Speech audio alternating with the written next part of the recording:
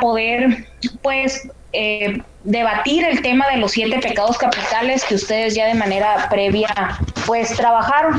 En este sentido, no sé quién desee participar comentando o haciendo una exploración de conocimientos, qué les pareció interesante el tema, si se les hizo difícil la lectura. Es un documento corto, pero conciso en cuanto a los errores que de manera frecuente se repiten en el sistema.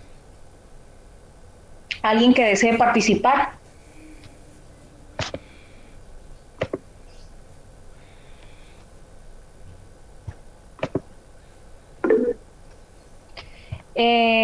Sí, Rosa.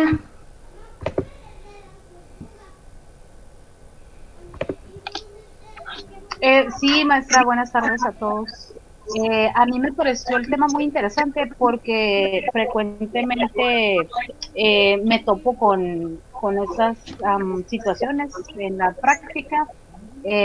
Por ejemplo, en el sentido de retomando uno de los puntos cuando hablaban acerca, se me fue la idea, pero por ejemplo, cuando se ve a la escuela o al instituto como si fuera una empresa. Uh-huh. Y también, por ejemplo, cuando se pretende transmitir los conocimientos ya establecidos, y varios de los puntos me hicieron muy interesantes porque sí creo que en la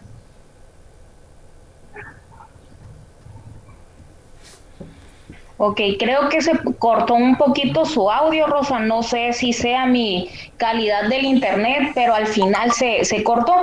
Y como bien menciona, sí, la educación es vista como un proceso, como insumo, de forma muy mecánica, muy burocratizada en realizar, pues, ciertos elementos, ¿no? Entonces, sí la escuela se ve como una empresa que también está diseñada por personas ajenas a una realidad educativa, que quizás nunca han tenido una experiencia en el espacio áulico. Por acá, Erika. Sí, buenas tardes, maestra. Con respecto al tema, a mí se me hizo muy interesante la manera en cómo, por ejemplo, en la parte de la improvisación, cómo puede, muchas veces se hacen escuelas, bueno, sí, lo entiendo así, no me quiero entrar. Lo entiendo como que las escuelas están hechas, su infraestructura, pues, vaya, están hechas para diferentes tipos de, como laboratorios, salones y eso, pero muchas veces se carece, maestra, de los estudios, pues, o sea, por ejemplo, los maestros muchas veces carecen lo que son los objetivos, ya un objetivo escolar, pues. Los programas Uh-huh. escolares están de muy bajo a veces nivel y le importan más a lo mejor a los maestros, les piden más a los maestros sean innovadores, pero los maestros a veces no tienen de dónde agarrarse por los programas escolares que están demasiado pues carentes de objetivos y a veces no tienen visión. Ajá, sí, muy bien. Bueno, pues vamos a comentar lo que usted menciona, va muy ligado a uno de los pecados capitales. Vamos a estar desglosando y quien desee participar en alguna aportación o ejemplo, adelante. Pues el tema va encaminado a que Reinaldo Suárez Díaz, este autor, manifiesta 7 errores que de manera frecuente pues se ven en el sistema educativo y que de cierta manera a veces se van normalizando esas prácticas, que ya lo vemos como algo cotidiano y que esas situaciones van acarreando consigo ciertos elementos que van fracturando también el objetivo de la educación, algunas de ellas ligadas al rezago, a normalizar una mala práctica por parte del profesor, a no darle la importancia a los contenidos como se debería de enseñar, a no innovar y a otros factores que hacen más difícil también los trámites en la escuela, como es la burocratización y cómo también la escuela queda en un papel de segundo plano en cuanto al diseño, que solamente es diseñada o es discutida por un grupo de personas teorizantes, conocedoras del tema, pero desconocedoras de la realidad del aula. Entonces vamos a abordarlo de lleno. El primer pecado pues, se refiere a la domesticación, que dice aquí que se le impone al niño toda una serie de costumbres y actitudes, pero cabe de señalar que esta parte de la domesticación, si es vista desde el lado social, porque como individuos nosotros somos seres sociales y también seres individuales y necesitamos de los demás para poder obtener valores, obtener experiencias de vida y poder aprender. Sin embargo, hay ciertas experiencias que muchas de las veces son inculcadas a partir de la violencia, a partir de del no fomento a la creatividad. Y ahí encontramos ciertas actitudes que son negativas porque frenan el desarrollo creativo del niño. Por ejemplo, los niños cuando están en una temprana edad son como pequeños científicos, siempre están preguntando el porqué de las cosas y todo les llama curiosidad. La escuela, al momento de querer moldear esta parte de la creatividad o decirle al niño cómo exactamente tiene que dibujar o tiene que expresarse, ahí ya lo estás condicionando, lo estás domesticando y lo estás moldeando de acuerdo a una postura ideológica que tú tienes y no debería de ser así. Esto se practicaba mucho o se practica a lo mejor en algunos escenarios que no debería en los primeros años de vida. Por ejemplo, antes en las escuelas te enseñaban una forma de aprenderte las tablas de multiplicar, aprenderte los números, aprender a leer. Sin embargo, hoy en día pues hay diversas actividades que se pueden aplicar de manera más creativa, de manera más divertida. Sin embargo, la estructura de la escuela sigue siendo una estructura de poder. ¿Por qué? Porque todo se impone desde arriba. Recordemos que todo el ejercicio que se baja a las aulas ya está previamente definido en una estructura política y en una estructura económica. Y a partir de ahí, pues se mueven los hilos, ¿no? De cómo se va a manejar la educación. Por ahí hay algunos autores muy radicales, uno que se llama Foucault, en el cual él dice que la escuela para él es considerado como una cárcel. ¿Por qué? Porque la escuela él lo pone como cierta metáfora, ¿no? La cárcel, que dice que hay horarios de entrada, de salida, que te enseñan ciertos programas y que siempre estás vigilado, ¿sí? Y él tiene una obra que se llama Vigilar y Castigar. Es muy interesante cómo pone la escuela en un punto de vista muy crítico y muchas de las veces algunos pensadores pueden no estar de acuerdo, pero si lo vemos desde ese punto de vista, hay algunas escuelas que sí domestican y hay algunos otros sistemas que no. Más adelante, nosotros cuando veamos los autores, vamos a ver una pedagogía muy radical de Alexander Neal, donde ahí no se imponen horarios, no se imponen reglas, tienen otra dinámica bien distinta, pero de dónde parte que el modelo todavía sigue funcional y que la hija de este autor, de Alexander Neal, pues todavía sigue siendo la encargada. ¿Cuál es el factor condicionante ahí? Es la cultura. A partir de la cultura también se da el tipo de educación que vamos a recibir. Por aquí alguien levantó la mano. Rosa, sí, es la escuela de Summerhill. Ajá, que lo vamos a ver nosotros en la segunda unidad. Entonces, es totalmente diferente y no se habla de un concepto de domesticación. En cambio, pues aquí sí y en otros países también. Y sobre todo que toda la estructura o todo el componente, el contenido que se debe de seguir, pues muchas de las veces no se toma consulta la parte del profesorado. ni tampoco los intereses que el estudiante tiene por aprender. Muchas de las veces el diseño cae en personas desconocedoras de la realidad o de lo que se debería de enseñar. Por ejemplo, en los países europeos es algo bien particular porque a la parte de la actividad artística, de la creatividad, de la actividad física, le dan mucha validez curricular. O sea, todo lo que tenga que ver con música, arte, baile, danza, filosofía, toda la parte de las humanidades, ellos los tienen en un primer plano. O sea, su plan de estudios está a la inversa. Y nosotros le damos más plusvalía a dedicarle más horas a asignaturas como química, como física, matemáticas, y es donde tenemos resultados muy desfavorecedores porque estamos reprobados en comprensión lectora, en matemáticas, en ciencias experimentales, que a lo mejor se necesita hacer un cambio en esa estructura y darle más énfasis a la parte de las humanidades, porque la sociedad en la que vivimos se refleja una carencia de valores, se refleja una carencia también de humanismo.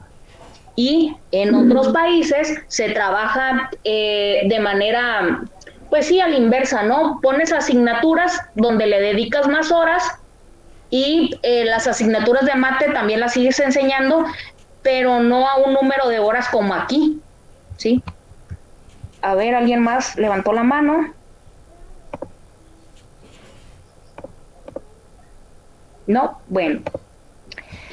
Continuamos. Entonces, la domesticación es una inculcadora de valores que muchas de las veces también reside parte importante en la familia. A veces la familia no tiene que imponer lo que va a estudiar el educando, o sea, una carrera ya profesional, de que si vienes de una familia de médicos, tú también tienes que ser médico. No, hay que dejar explorar esos intereses que tiene el individuo. Y bueno, no sé si tengan algún ejemplo o alguna, no sé, algún comentario sobre este tipo de pecado capital.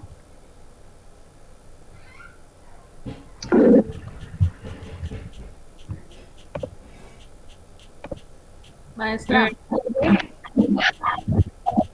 en este ejemplo es donde viene, bueno, se podría decir como en las épocas pues, de antes, cuando los maestros golpeaban a los niños o les daban un reglazo, eso. Ese es el método ese de la domesticación. Así es, la domesticación sí, donde se enseña por medio del enciclopedismo, de memoria, la parte no crítica del estudiante, donde hay una figura autoritaria de poder y que no hay esa libertad, se podría decir, de pensamiento o de diversidad de ideas. Recordemos que antes, a lo mejor en la época de nuestros abuelos, les tocó vivir esa experiencia de subestimar la inteligencia de ellos, en dado caso de ponerles orejas de burro, mandarlos hasta el final del salón, dándole la espalda a los demás.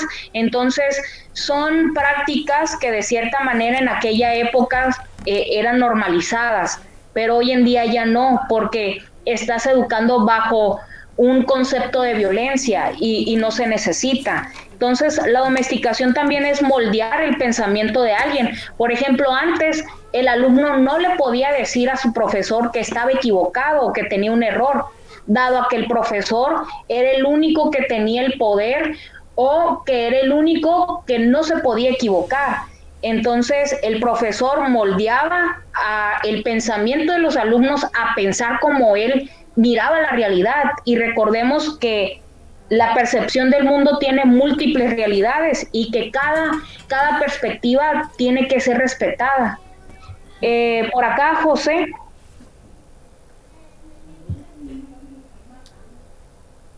Sí, maestra, buenas tardes. Bueno, aquí sobre este pecado yo le quería comentar, no sé si esté bien yo en lo que opino, pero creo que sí tiene que ver mucho la familia. Es como que la base es la familia, de ahí viene la falta de de pensamiento, como decía usted, la libertad de poder elegir una carrera, de elegir hasta de la forma de vestir o otros aspectos que uno se cohíbe pues más bien de hacer por la falta de libertad. Uh-huh. Muy bien. Josefina. Buenas tardes, ¿me escucho? Sí. Sí, bueno, yo lo miro así más como en las escuelas que son como religiosas, donde imponen las creencias y pues condicionan el conocimiento, solamente enseñan ciertas cosas y en base a sus creencias y impiden el progreso de los alumnos y también les dicen cómo vestir, qué pensar, qué no pensar y qué no está bien. Ajá, también en algunos sistemas de educación religiosa donde se profesa la fe, algunos colegios privados, pues bueno, siguen una ideología, no un tipo de creencias. También en las escuelas públicas en ocasiones hay este tipo de prácticas de domesticación en la cual el profesor te dice de qué color vas a entregar el folder, rojo, si azul o amarillo, y que no va a haber otra manera de hacerlo, o sea, lo tienes que hacer tal y como te dice. Entonces también una forma de domesticar es ir moldeando a partir de la visión del mundo del profesor, pero no puede ser así. Hay que tener esa libertad de escuchar también la opinión de los alumnos, y es que la escuela que mencionó su compañera, la escuela de Summerhill, el éxito que tiene esa escuela es a partir de la escucha de sus estudiantes, a partir de la toma de decisiones.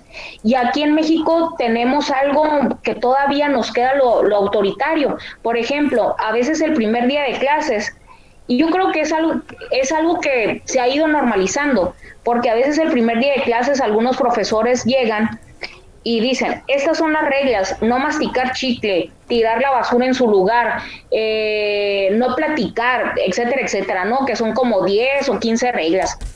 Pero en vez de hacerlo a la inversa, en vez de empoderar al estudiante, quizás vas a tener un resultado diferente, puesto que quien está poniendo las reglas es el alumno, y si no las cumple, entre ellos se va a hacer una secuencia en cadena, porque van a decir, cumple la regla que pusimos, y no es algo impuesto, y muchas de las veces cuando es algo impuesto, arbitrario, hacemos lo contrario, ¿sí?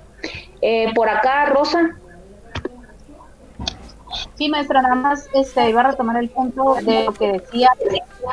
Por ejemplo, hay algunas prácticas todavía, como en donde yo trabajo, a las alumnas, bueno, tenía esa duda, ¿no? Si tiene, yo creo que sí, que por ejemplo, no puedes ir con el cabello pintado de ciertos colores. Tienes que llevar la falda del uniforme hasta cierta medida, y no debes de llevar aretes, etcétera, ¿no? Pero por ejemplo han llegado hasta el punto de decir, no vas a traer el cabello pintado ni siquiera de un color claro, o sea, tienes que ir con el cabello de color oscuro, salvo que sea tu cabello de color natural. Entonces esas cuestiones sí me parece que son, pues, se extralimitan, no sé si tengan que ver con la domesticación, pero yo creo que eso ya pasa a otro punto de, por ejemplo, de no reconocer sus derechos. Ajá, es que depende. Yo les dije que un factor determinante a veces es la cultura. Muchos estudiantes han demandado a las escuelas del por qué no los dejan llevar el cabello largo, en particular a los hombres, de que el largo del cabello no tiene nada que ver con la adquisición del conocimiento. Sí tienen razón, pero si ustedes se dan cuenta, la cultura que tenemos aquí en México es muy diferente a la de otros países en cuanto a valores, en cuanto a la apropiación y la práctica de estos. ¿Qué es lo que pasa cuando a los estudiantes se les deja libre por un día que vayan, no sé, siempre cuando hay esa semana cultural de los rallies, que vayan en ropa normal, ¿sí? O que vayan en pijama un día? Los estudiantes aprovechan, y yo sé que a veces la cultura los lleva a formar una identidad, o que están en esa búsqueda constante de identidad. Muchas de las veces la vestimenta no es la apropiada, Y me ha tocado que a veces estudiantes se enojen o se molesten. ¿Por qué? Porque a veces la ropa que llevan es demasiado corta o pues casi no llevan nada, ¿sí? Entonces no es la apropiada. Entonces tú te pones a pensar, le das la libertad a los estudiantes, pero hay cierta vestimenta para ciertos escenarios que la puedes utilizar y sí es correcta, pero para la escuela no. Entonces, la cultura es un factor aquí que determina que ciertas prácticas también sean llevadas a la escuela, y en este caso, al menos aquí en México, no se podría retomar un modelo, por ejemplo, de los países europeos, como esta escuela de Summerhill, ya cuando la veamos en la segunda unidad, donde en esa escuela pues no hay prefectos, no hay cámaras, la escuela no tiene cerco, pero ahí hay una parte de la cultura que determina la conducta de los jóvenes.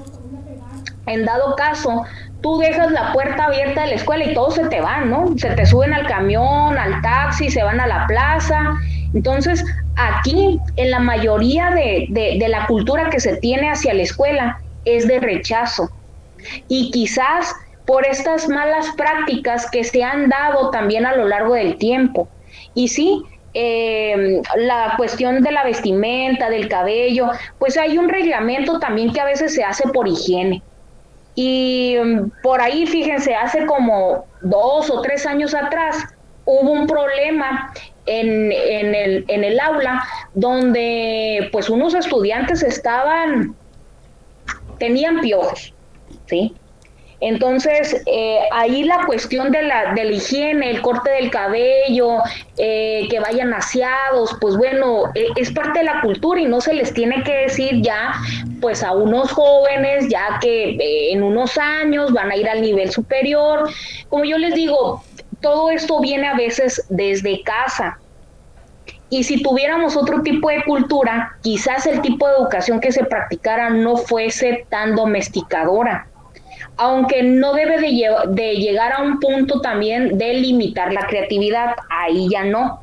Debes de dejar la libertad de creatividad a los estudiantes para que ellos puedan explorar otras habilidades, ¿sí? Pero ya si nos vamos a otros sentidos en cuanto a vestimenta, el cabello, etcétera, etcétera, después se convierte en un problema, que no es algo negativo, ¿verdad? Porque, por ejemplo, en Estados Unidos, pues allá en algunas escuelas no se lleva uniforme, tampoco en Reino Unido. Entonces, tendríamos que analizar varios factores, y uno de ellos es la cultura.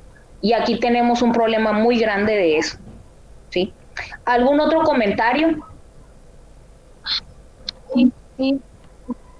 Bueno, nada más yo, mira, en ese sentido tenía esa duda, pero creo que ya me quedó aclarada cuando usted habla acerca de eso que nos diferencia con los demás, que es la cultura, porque digamos que también en cierta medida nosotros en nuestra casa educamos a nuestros hijos, les inculcamos valores, no los dejamos ser todo lo libres que ellos quieran, y entonces eso también de una u otra manera podríamos decir que también somos algo domesticadores, ¿no? Pero creo que es un poco ambiguo porque, como menciona usted, a veces es necesario, ¿no? No es del todo malo.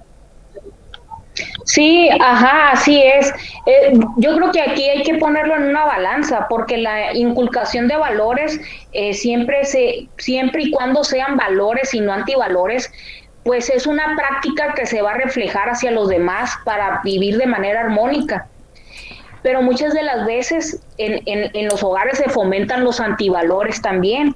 Y es esa mezcla que tienes de valores y antivalores y que vas conociendo el contexto. Y recordemos que también cuando se está en una etapa compleja como es la adolescencia, pues está la etapa de la rebeldía, el consumo también de los medios de comunicación, claro que tienen un impacto en los jóvenes y se tienen que analizar varias cosas, pero la domesticación, cuando la quieres imponer en cuestiones de creatividad o en algo del ser, o sea, la persona que tenga un interés por estudiar a lo mejor danza, por estudiar música, no se tiene que limitar en ese sentido, puesto que tenemos que fomentar también las inteligencias en el individuo. y ya conforme a esas experiencias que él vaya adquiriendo, pues va a ir perfilándose a ciertos gustos e intereses y quizás al final pues se vaya por una carrera o por otra, ¿no? Pero bien, la domesticación es eso, ¿no? La cuestión memorística, la obediencia, la disciplina. Otro de los pecados que de manera frecuente también se realizan en el sistema educativo es la repetición. Muchas de las veces se quiere ajustar al estudiantado a moldes calcados en el pasado. Que a lo mejor el profesor da por hecho que lo que le resultó en el ayer le va a resultar el día de hoy. Y no es así, porque las generaciones son dinámicas, son cambiantes. Incluso todos los materiales que hay alrededor de nosotros en nuestro entorno nos van moldeando también en la forma en la que nos vamos expresando, como es el uso de dispositivos, computadoras y el mismo lenguaje que se maneja ahí. Entonces, si el profesor utiliza todavía lecturas y, por ejemplo, a mí me tocó hace unos años que en los libros de texto todavía estaban lecturas como Paco el Chato, El Piojo y la Pulga, o si vas a leer o si quieres adentrar a los estudiantes a la literatura, pues El Señor de las Moscas, El Diario de Ana Frank, y son los únicos libros que a veces leen los estudiantes. ¿Y qué te da a entender? Que a lo mejor es la única literatura que ha leído el profesor. Y a veces es lamentable porque al no salirte de tu zona de confort, tampoco no vas a orientar a tus estudiantes a la actualización de conocimientos. Entonces es importante siempre estar actualizado y hacer cambios en cuanto a la presentación de contenidos, exámenes, porque también hay exámenes que se aplicaron hace 5 años atrás y se siguen utilizando los mismos, ¿no? Al menos cambia el orden de las preguntas o pon otras 2 preguntas diferentes. Un cambio a lo mejor pequeño, pero ya no va a caer en este pecado capital que es la repetición. Entonces, el profesor siempre tiene que estar a la vanguardia y saber qué es lo que está de moda también para poder adentrarse a esta nueva dinámica de jóvenes. Sabemos que los jóvenes hoy en día, el interés por ellos es la cuestión de la tecnología, pero debido a esta situación pandémica, la creencia que se tenía del nativo digital, el nativo digital es aquel joven que puede utilizar las tecnologías y que es fácil para ellos. Hoy en día, esas teorías que había ya se están refutando, o sea, están diciendo lo contrario, que no pueden hacer frente a las tecnologías. Pero aún así, los profesores deben de actualizarse en cuanto a conocimiento. Y hay algunos autores que mencionan que la primera experiencia con la tecnología llegó a partir de esta situación de la pandemia. O sea que había profesores que nunca en su práctica educativa habían utilizado la tecnología. A lo mejor el cañón, una presentación de PowerPoint, a lo mejor el mostrar algún video, ¿sí? Y a veces es lamentable porque estamos en una nueva era de información al conocimiento y hay que sacarle el mayor provecho posible. Y si no se hace, caes en este pecado capital que es la repetición. No sé si alguien por ahí levantó la mano. Sí, yo, maestra. Paola.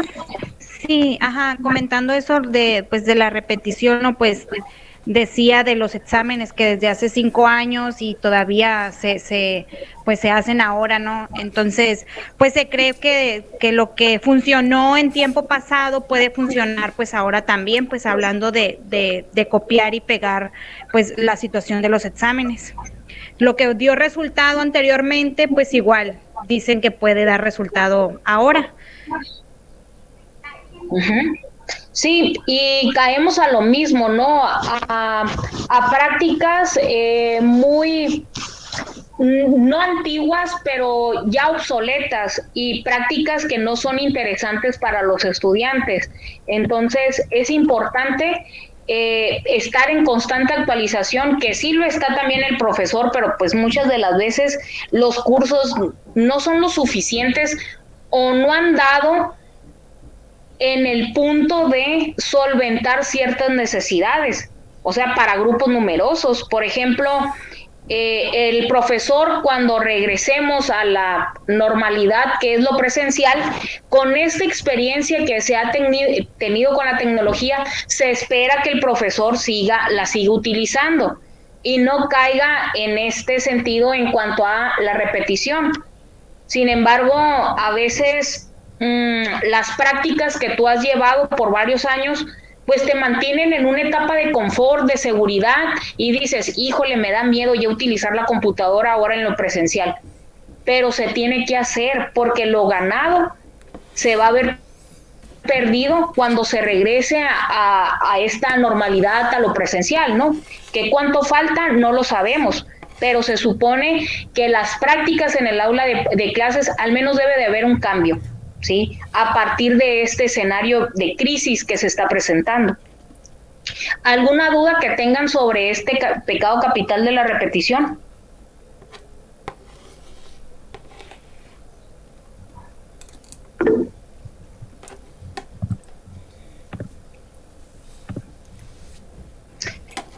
Katia. Ninguna, profe. ¿Cómo podríamos hacer, como por ejemplo, entender a algún profesor sobre eso de la repetición? Pues, ¿en qué sentido? ¿Por qué? En el sentido de que pues use la manera antigua, como por ejemplo el escaneo de las hojas, el método de enseñanza, y de que no entienda que tiene errores respecto a cosas mencionadas que se relacionan con la tecnología, como por ejemplo si le mencionas que no se escucha bien, o de que no se mira bien lo que está pues exponiendo en sí, porque pues no se mira bien la imagen o cosas de ese tipo. Bueno, pues recordemos que aquí esta situación de la pandemia nos orilló a una enseñanza remota de emergencia. Fue un cambio totalmente brusco, donde quizás algunos profesores, como ya lo mencioné, su primera experiencia es este momento que se está viviendo. Y el adaptarse a una cuestión de las tecnologías no es sencillo. Y más se ha dificultado para aquellos profesores que ya tienen una edad o cierta antigüedad. Entonces aquí lo más recomendable, y que de manera respetuosa, pues se le puede decir un comentario al profesor en cuanto a los materiales, que si los materiales se pueden conseguir de manera digital. También el material escaneado, pues bueno, el material escaneado también requiere tiempo. ¿Por qué? Porque necesitas de un escáner de luz para poderles pasar el material. Y yo creo que aquí hay que considerar también que al menos la tarea por parte del profesor pues apenas se está adaptando a este cambio, y al menos yo espero que el profesor haga lo mejor posible por llevar su cátedra. De igual manera, el contenido, si es bien explicado, pues bueno, con alguna lámina o con el material, a lo mejor se les puede enviar después de clase y ya lo pueden consultar ustedes también ya de manera más pausada o calmada. Pero no sé aquí qué tipo de práctica lleve el profesor, pero sí a lo mejor pueden consultar si el material se puede consultar de manera digital, porque hay algunos materiales que, bueno, pues la biblioteca está cerrada y muchas de las veces los materiales que son de literatura clásica a veces no se encuentran en línea, o son a lo mejor paráfrasis o son interpretaciones de otros autores, y muchas de las veces esas interpretaciones están mal. Y pues, no sé, a veces el material puede ser diverso, ¿no? Material escaneado, que lo puedan consultar a lo mejor en la base de datos de la universidad, si está disponible. Si no lo está, pues bueno, el material se encuentra digital, escaneado, y pues al menos yo no veo ningún problema. No sé, ¿algún otro tipo de comentario que tengas? Pues no es tanto por lo de, o sea, por la manera de trabajar, porque pues se entiende, pero si no hay razonamiento de del docente de hacer las observaciones, es lo que no sabría cómo manejar esa situación. Pero observaciones de qué manera. Como, por ejemplo, si tuviera problemas en cuestión del entendimiento y eso de lo que está exponiendo. Pues usted puede cuestionar. Si usted no entiende un tema, usted tiene que cuestionar al profesor y el profesor tiene que ejemplificar y tiene que buscar la manera de ver cómo puede entender usted el tema. ¿Y si se molesta? Que una tarea principal también del estudiante pues es una lectura previa. Entonces usted tiene que recalcar que ya hizo la lectura previa, pero que sí la haya hecho de verdad y preguntarle de manera específica cuál sería su duda. O sea, tengo una duda con respecto a este tema o no le entiendo la idea general del autor. Entonces, ahí la chamba del profesor es resolver la duda. O de igual manera, si no te da mucha seguridad preguntarle en línea, a lo mejor vía correo electrónico se lo puedes hacer de manera más puntualizada y quizás sí te puede responder, pero como te digo, la tarea del profesor es encaminar, es guiar, es resolver dudas, ¿sí? Pero bien, otro de los pecados capitales es la teorización. La teorización aquí para Reinaldo Suárez Díaz menciona que muchas de las veces a los estudiantes se llena de teoría, pero cuando no se aterriza a una cuestión práctica o se ejemplifica con situaciones de vida cotidiana, de nada vale, nada sirve. Aquí la teoría debe de ser interesante y aplicable, y sobre todo que esa teoría sea práctica. Muchas de las veces a los estudiantes que están en alguna capacitación en el nivel medio superior, por ejemplo, software para oficinas o que están en alimentos y bebidas, por ejemplo en CONALEP, por ahí un estudiante me mencionaba que su profesor era un erudito de los vinos, o sea, el profesor sabía demasiado de vinos, la historia, la composición, la textura, todo. Entonces el estudiante pues pensaba que en algún momento determinado a lo mejor iba a llevar a alguna persona experta en vinos o a lo mejor los iba a llevar a un viaje a los viñedos, al menos a ver el proceso de los vinos, no a consumirlo, ¿verdad? Porque son menores de edad. Pero sí esa cuestión práctica, sacarlos del aula de clases y ver a alguien experto comentando sobre este tipo de realización, te queda para toda la vida, un aprendizaje que se va a quedar de manera significativa. A veces los estudiantes mencionan que tienen laboratorios como química, el laboratorio de física, pero no hacen prácticas.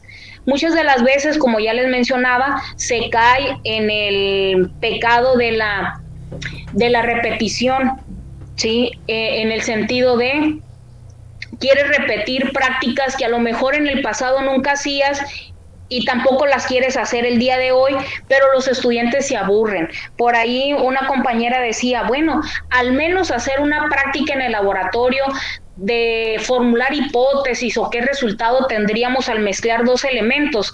Ya con eso el estudiante se siente contento. Al menos ya lo sacas a otro escenario, a un escenario de campo. Entonces, los conocimientos que no se puedan llevar de manera práctica, sí se tienen que llevar a la ejemplificación, a ejemplos de vida cotidiana. ¿Por qué? Porque la teoría no puede ser analizada si no hay ejemplos y si no la podemos trasladar a un contexto real. De nada sirve. La mayoría de los conocimientos que ustedes van a adquirir a lo largo de la carrera es cuando se enfrenten al aula de clases. A partir de quinto ya tienen ciertas prácticas que van a realizar ustedes frente a grupo, en el cual van a ir en parejas o van a ir solos. Esto porque no se les puede enseñar todas las teorías educativas si no se contrastan con la realidad. Imagínense que un egresado nunca haga una práctica, hablando de licenciatura. Al momento de que esta persona llegue al aula de clases, va a llegar temeroso. Y temeroso al ver a 50 estudiantes que tienen diversas necesidades y que hay una particularidad de una dinámica de grupo. Entonces, ¿cómo lo va a manejar?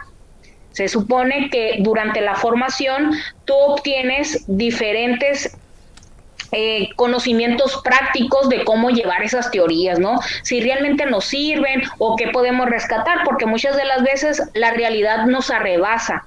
El autor dice una cosa, pero la realidad es otra, y hay estas necesidades. Entonces ya haces un análisis crítico. No, también otro de los casos es que algo muy particular que veíamos antes cuando estábamos en la modalidad presencial, que en el laboratorio de informática, teniendo casi 100 computadoras, los estudiantes estaban aprendiendo los componentes de la computadora por medio de imágenes de internet, cuando en realidad puedes hacer alguna demostración. A ver, tráiganme esa computadora que está obsoleta, la vamos a desarmar y vamos a conocer cada parte de la computadora, la vamos a ir nombrando, la vamos a ir tocando, explorando. A eso se le llama demostración de conocimiento y es necesario enseñarlo. ¿Por qué? Porque si no se queda a nivel práctico, la teoría se olvida. Y recordemos que la teoría no la podemos aprender de memoria, la necesitamos comprender y la necesitamos aplicar fuera de un contexto de la escuela. Si no es así, de nada va a servir. ¿Algún ejemplo o algún comentario que ustedes quieran dar en cuanto a la teorización?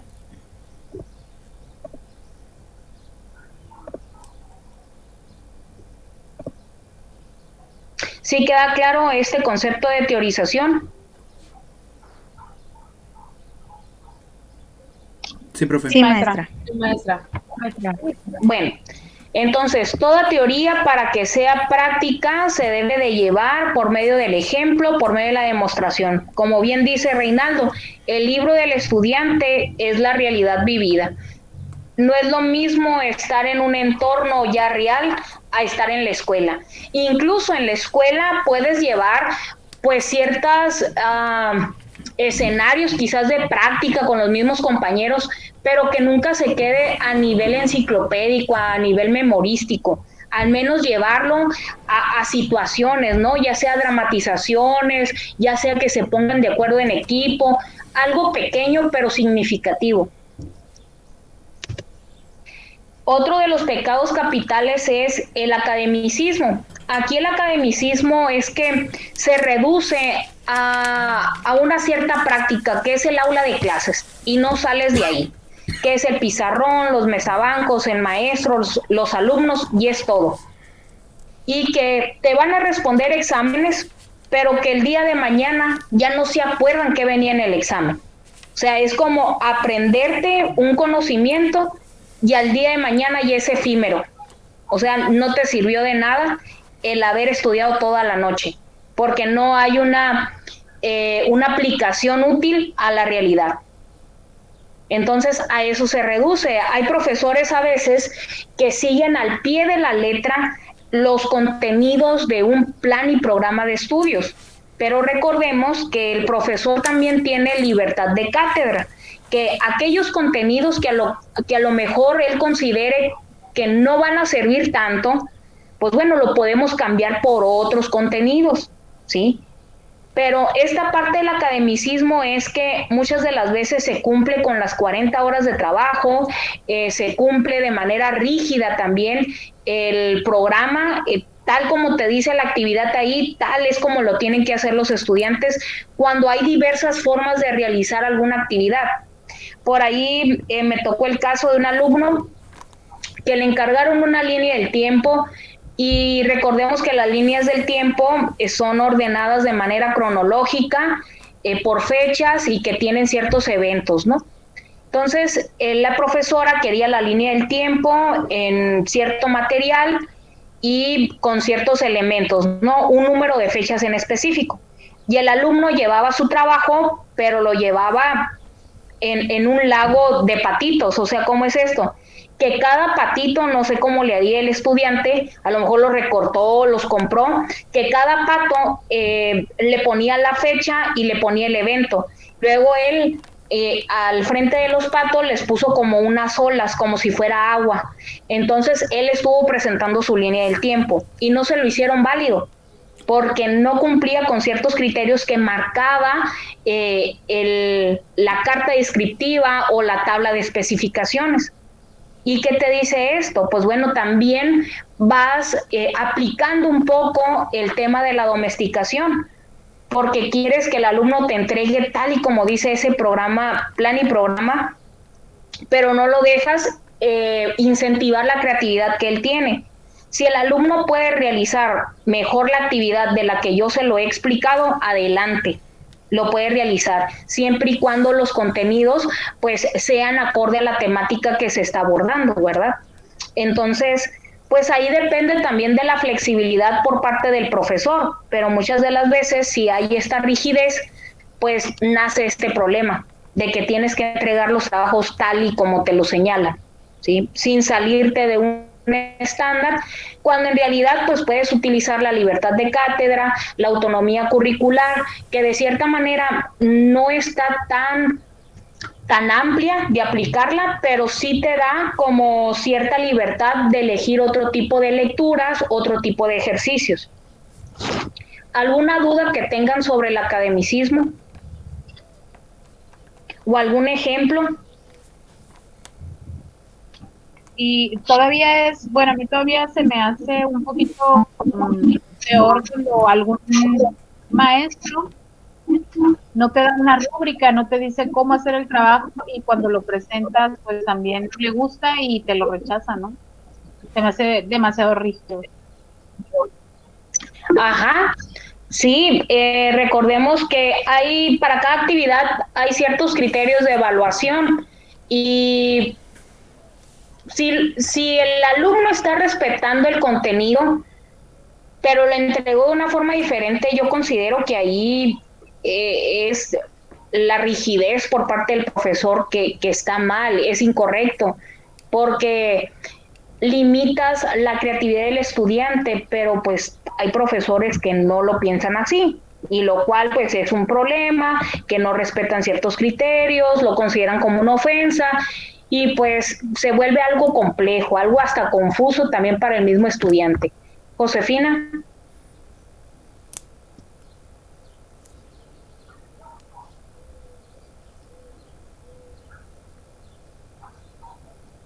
Sí, Josefina.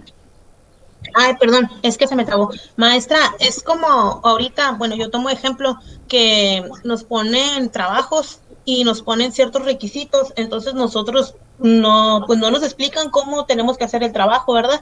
Y lo entregamos y cuando nos dan nuestra retro tiene penalizaciones porque pues no está como los maestros no lo piden en base a sus criterios y pues nos baja la calificación. Yo lo tomo eso como un ejemplo. Bueno, es que ahí el ejemplo que usted me da, si recibe una retroalimentación, eso se hace con la finalidad de que en futuras actividades usted pueda realizar la misma actividad con éxito, o sea, que ya haya solventado lo que le faltó. Entonces, si te dan una calificación y no hay un comentario de por medio, pues ahí sí está mal, porque si la actividad tiene un valor del 10 y te sacas 6 de calificación o 7, pero no te señalan al menos que te faltó, pues bueno, sí se tiene que solicitar cuál fue el error o cuál fue el vacío que no se cumplió con todo el criterio. Pero si recibe una retroalimentación, aquí no hay que tomarlo de manera negativa, porque es parte de las mejoras que tiene que realizar el estudiante en el trabajo. Recuerden que una actividad, por entregarla, no quiere decir que se va a llevar toda la calificación el estudiante. Si cumple con el contenido, con los criterios, adelante. Y si lo entrega mucho mejor de lo que el maestro le solicitó, pues también la actividad es válida, ¿sí? Entonces, no hay que confundir la parte de la retroalimentación como una actividad negativa, porque esa retroalimentación nos lleva a nosotros ir aprendiendo y sobre todo ir mejorando en la entrega de actividades formativas. Porque recuerden que estas actividades, estas tareas que ustedes entregan en plataforma son formativas. ¿Qué quiere decir esto? Que se están formando apenas en realizar ciertas actividades que en un momento determinado de esas actividades ustedes ya van a tener las habilidades suficientes para realizarlas, o sea, ya van a conocer ciertos elementos de cómo justificar, de cómo entregarlo en formato APA, cómo parafrasear, cómo citar a los autores, cómo evitar el plagio, etcétera, etcétera. Y más en un nivel universitario, ¿sí? ¿Algún otro comentario?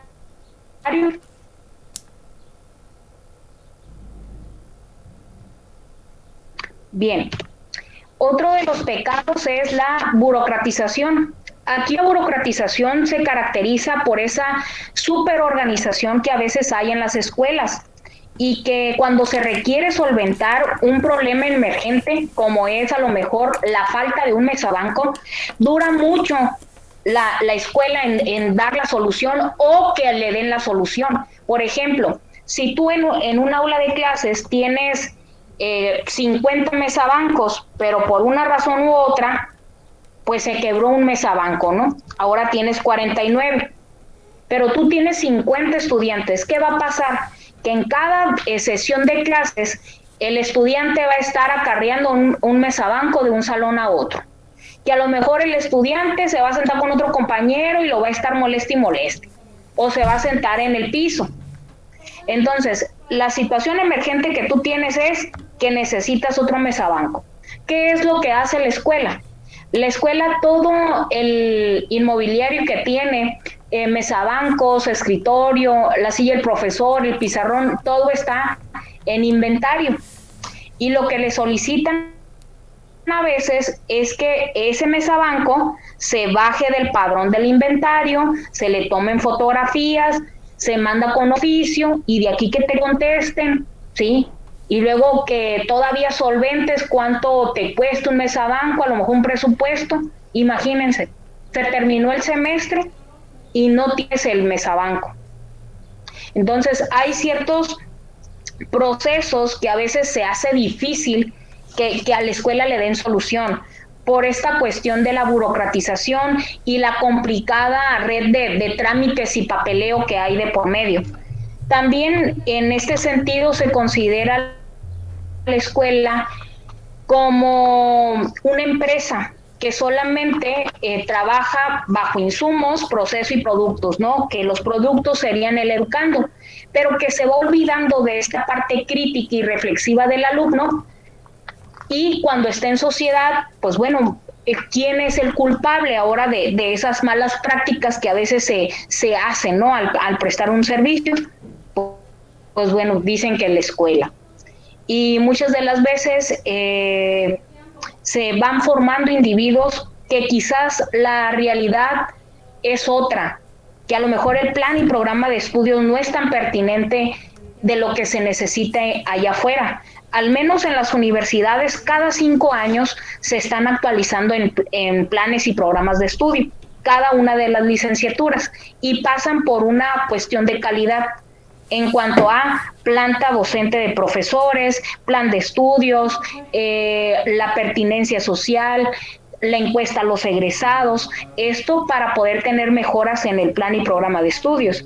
Pero pues muchas de las veces las escuelas de los niveles educativos atrás, como viene siendo el bachillerato, la secundaria, a veces se quedan con la formación de individuos pues solamente en lo procedimental, que es enseñar contenido, pero no ir más allá, que al final esa persona va a salir como un producto de una escuela, pero que quizás va a carecer de la parte crítica o reflexiva, que es lo que se necesita.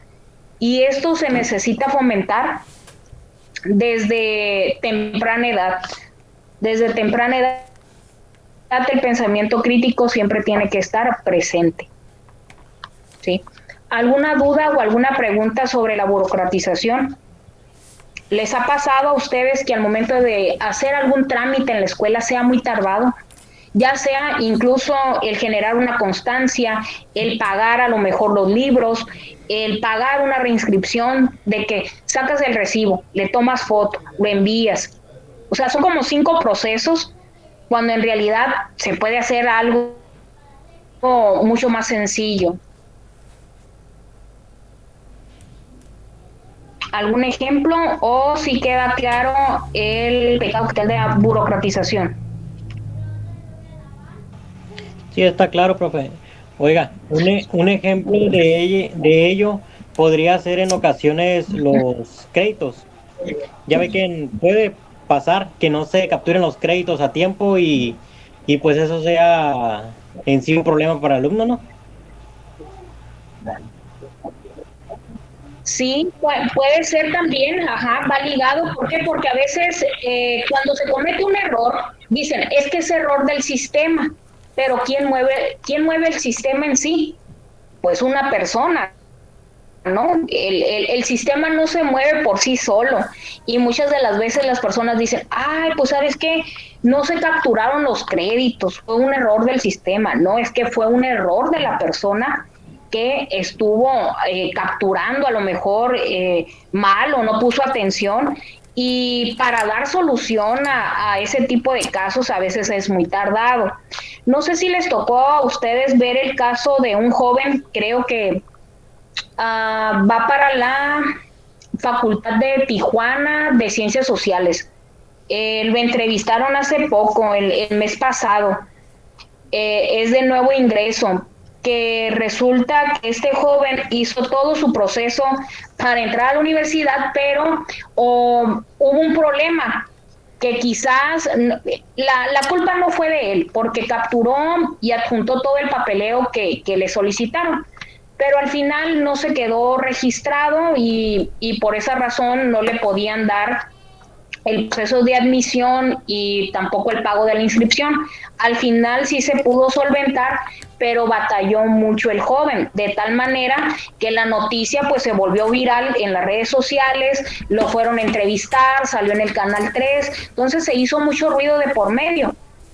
Y todo lo que tuvo que recurrir el joven, a lo mejor por una falla del sistema. Claro que este tipo de sistemas sí pueden fallar, pero no dar por hecho que fue solamente la falla del sistema, que quizás en la forma en cómo están planeadas también los procesos, puede ser que ahí falta solventar algo, ¿verdad? Porque el sistema no se mueve solo. Un comentario ahí. Fíjense que cuando yo hice el proceso de admisión, el examen, un amigo sacó 2 puntos menos que yo. Entonces a él no le dieron ni oportunidad de seleccionar otra carrera. Y como al mes más o menos que ya dieron los resultados, le llegó un correo que tenía oportunidad de entrar a la carrera que había seleccionado, pero el correo ya se había vencido hace, pues, ¿qué? 20 días. Porque tenía fecha, pues, límite. Híjole, es que digo, a lo mejor por esta cuestión también de que todo se vuelve digital, también no se tiene muy bien a lo mejor planificado de cómo van a hacer la recepción de documentos, o a lo mejor el sistema no soporta tanta capacidad digital. Recordemos lo que pasó, ¿no? En esta situación del examen, que la cámara no funcionaba, que se fue el sistema. Entonces, a veces los procesos para dar solución, a esto es a lo que me refiero, para dar solución a veces son muy tardados y muy cansados. Al menos aquí en México se caracteriza porque los sistemas que pertenecen a una organización, ya sea fuera de la escuela, en un sistema de salud o en un sistema, no sé, ya en cuestión de impuestos o de leyes, también son bien tardados, ¿sí? Bien. Otro de los pecados capitales es la improvisación, que muchas de las veces se planifica la educación sin tomar en cuenta el contexto. ¿Cómo es esto? Miren, por ahí el plantel, el Cobach Mexicali, este plantel en alguna ocasión fue observado porque cuando estaban evaluando o cuando estaba el programa del Sistema Nacional de Bachillerato, en el cual medía la calidad en cuanto a los procesos, planta docente, administrativos, etcétera, etcétera, se le dijo a esa escuela que pues no le podían dar un aval de protección civil. ¿Por qué? Porque tenía en la esquina una gasolinera, ¿sí? Entonces, como hay producto químico ahí, ¿sí? Producto peligroso, pues en caso de siniestro, pues la escuela tiene que tener un plan de emergencia. Entonces, la escuela pues no la iban a cambiar de ubicación, la escuela ya tiene muchos años. Ahí siempre cuando se planea una escuela en cuanto a la estructura física, tienes que ver muy bien qué hay en las zonas aledañas a esa escuela. Entonces, muchas de las veces a cuadras muy cercanas también de las escuelas, a veces hay bares, hay moteles, hay a lo mejor plazas, hay a lo mejor lugares que no son propicios para llevar un acto educativo, o que también hay mucha delincuencia. Entonces, por eso Reinaldo Suárez Díaz dice que la posición geográfica y sociológica a veces no corresponde a estas necesidades reales, o que te atraen más problemas a tu proceso educativo, como es la delincuencia, robos, que a lo mejor se van a ciertos lugares los estudiantes, ¿sí? Y que a veces también se adoptan programas educativos a un corto plazo, donde no hay un diagnóstico y no hay una evaluación tampoco de los programas. Por ejemplo, en Finlandia, cada programa educativo que este país saca dura alrededor de 10 a 15 años, porque siempre se hacen estudios longitudinales. ¿Qué quiere decir esto? Que no solamente vas a estudiar la pertinencia de tu plan y programa de estudios en 5 años, no, sino en 5, 10 años y a lo mejor en 15 años, a partir de las diferentes generaciones egresadas. Y aquí en México, pues siempre estamos cambiando de planes y programas de estudio que muchas de las veces no son acordes a las necesidades reales. Por ejemplo, mucho se hablaba en el 2014 de la reforma energética, de la reforma educativa, y que recordemos que en el sexenio de Peña Nieto, pues en cuestiones de materia educativa no se había hecho nada. Y alguna situación por solventar este rubro, pues dijeron, pues vamos a sacar el nuevo modelo educativo, ¿sí? Que ese nuevo modelo educativo tiene hasta errores de ortografía en su plan, en la redacción. Ustedes revisándolo de manera muy puntualizada, tiene errores. ¿Por qué? Porque se hizo de la noche a la mañana. ¿Y quiénes hicieron este plan y programa de estudios? Personas de la Facultad Latinoamericana de las Ciencias Sociales, donde son personas teóricas muy inteligentes en el campo de las ciencias sociales, en la educación, pero nunca han estado en un espacio o en un aula de clases. Entonces, ¿qué es lo que pasa? Que el nuevo modelo educativo no es tan nuevo, ¿sí? Porque te habla de poner el estudiante al centro, el docente mediador. Bueno, pues esta cuestión constructivista ya se tenía desde hace tiempo, no es algo nuevo. Ahora, viene otro sexenio que se trae el proyecto de la Cuarta Transformación. No, quítenlo. ¿Sí? Ahora vamos a llevar la nueva escuela mexicana, vamos a tener amor al himno, amor a la bandera, vamos a fomentar el humanismo, pero aquí trabajamos al revés. Primero mandas al profesor al aula y después lo capacitas, cuando en realidad debes de capacitarlo primero y después mandarlo al aula. Y muchas de las veces trabajamos los profesores de manera muy acarreada, a prisa, cumpliendo quizás con trámites administrativos, pero nunca persiguiendo el objetivo que tienes, o sea, que es el de formar, que es el de implementar un pensamiento crítico, el de sacar temas obsoletos que hay en los planes y programas de estudio. Esto cae. ¿Por qué? Porque son programas que son efímeros, o sea, están en un tiempo determinado, se cambian, y todo esto son por cuestiones políticas, ¿sí? Entonces, son adaptaciones también que se hacen de lo que ya hay, pero nunca de las necesidades reales que tenemos. Y la improvisación, ahora hablando específicamente en el aula de clases, algunos profesores a lo mejor tienden a improvisar, y esto se da mucho pues se puede dar también en la secundaria, en todos los niveles. Pero también en la primaria específicamente, cuando los niños no saben a lo mejor de didáctica, de pedagogía, muchas de las veces los profesores dicen, pues el día de hoy vamos a platicar qué hicieron esta semana o qué van a hacer el fin de semana. Y ahí se te va toda la hora. Y en vez de abordar un contenido temático, no lo haces, porque quizás no preparaste un plan de clase, no traes actividades, entonces caes en este error que es la improvisación. Y muchas de las veces sucede de que en todo el semestre a lo mejor no se ve contenido, pero cuando te piden resultados, ahí sí quieres aplicar de manera rígida todo lo que tenían que aprender tus estudiantes, pero no se aprende porque ya te conocieron de una manera que a lo mejor es muy, demasiado flexible, ligado a lo mejor en cuestiones de la vida del profesor, de la vida de los estudiantes, pero no del contenido temático. Y otro factor de la improvisación es que muchas de las veces se adquieren materiales educativos, pero no se utilizan. En el sexenio de Vicente Fox, Calderón, andaban con un programa que se llamó Habilidades Digitales para Todos.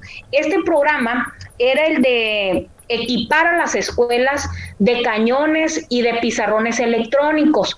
Hay algunas escuelas que sí los siguieron utilizando, le dieron seguimiento, pero hay algunas otras escuelas que debido a necesidades ya preexistentes, pues no pudieron utilizarlo. Por ejemplo, en el centro y sur del país, ¿no?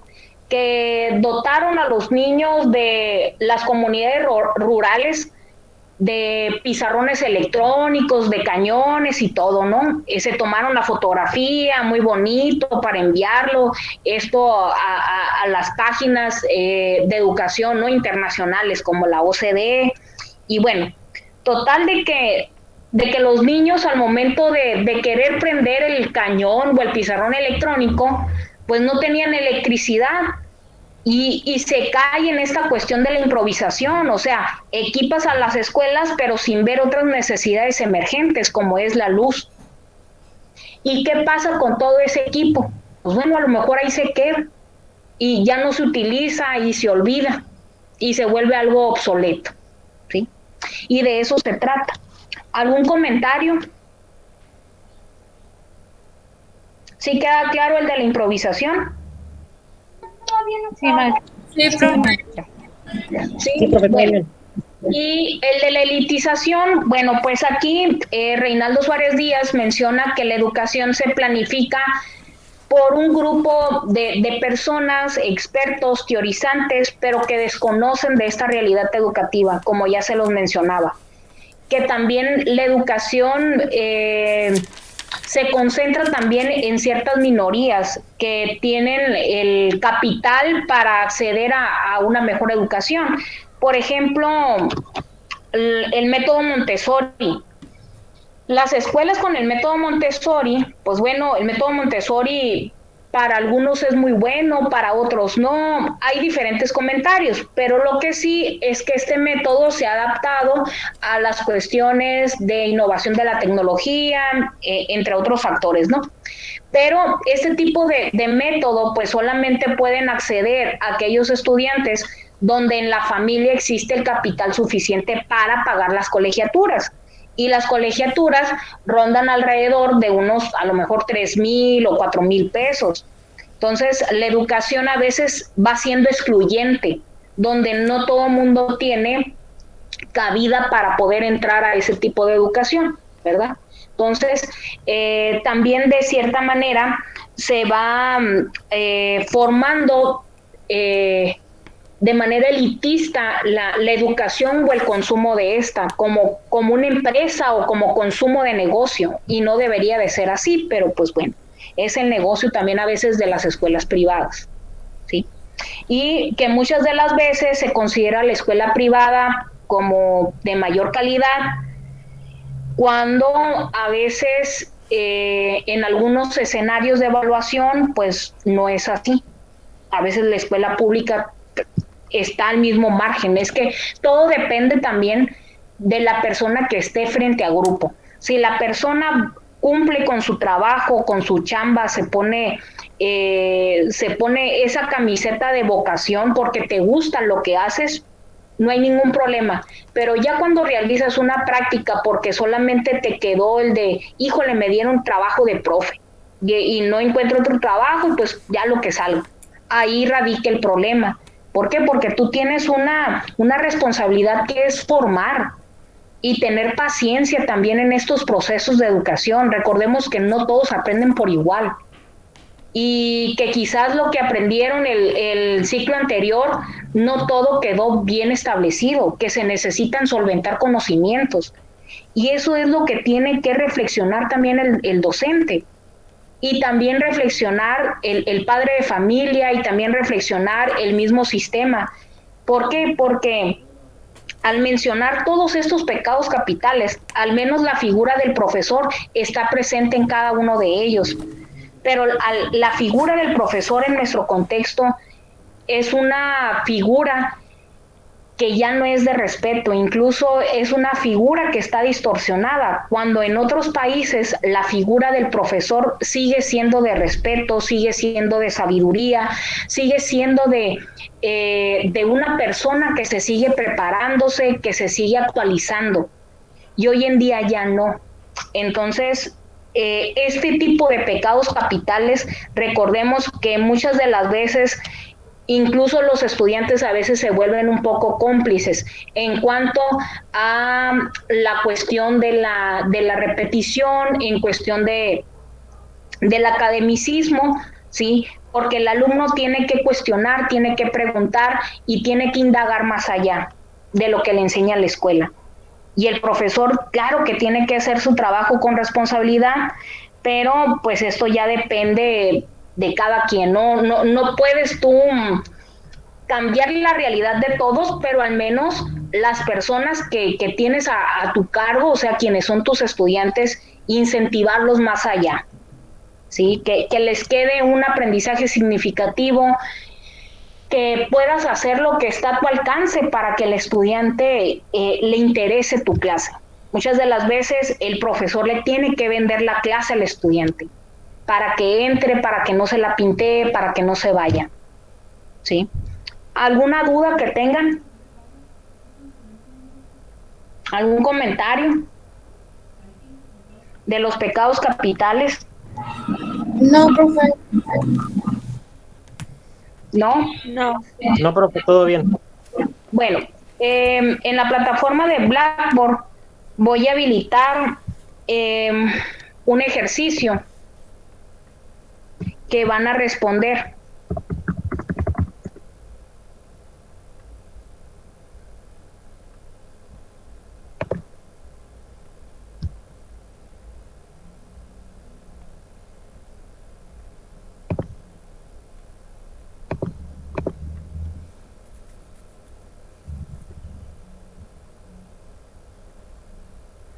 Nada más permítanme un poquito para ponerles disponibles el ejercicio porque no se encuentra disponible.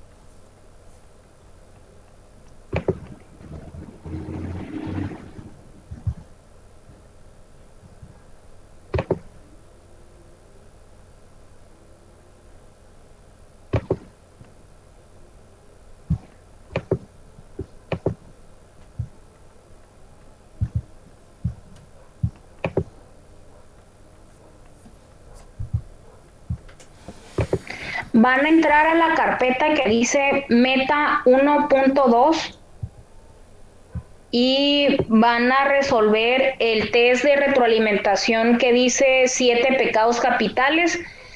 Tienen 10 minutos para resolverlo, jóvenes. De hecho, ya pueden ingresar y al momento de ingresar ya pueden contestarlo sin desconectarse de la sesión.